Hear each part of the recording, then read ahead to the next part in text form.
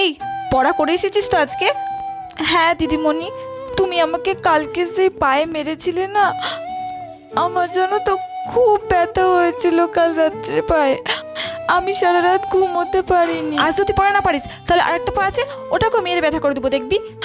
না, বল এবার কি হলো? যা পড়েছিলাম সব ভুলে গেলাম তোমার কথাই শুনে। গাধা একটা।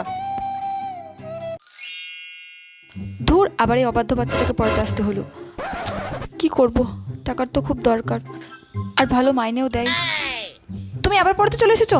আমি তোমাকে বলেছি না আমি তোমার কাছে পড়বো না? পড়তে তো হবে, না পড়লে বড় হবে কি করে? তাহলে তোমার ফোনটা আমাকে একটু দিতে হবে, আমি গেম খেলবো, তারপরই পড়বো।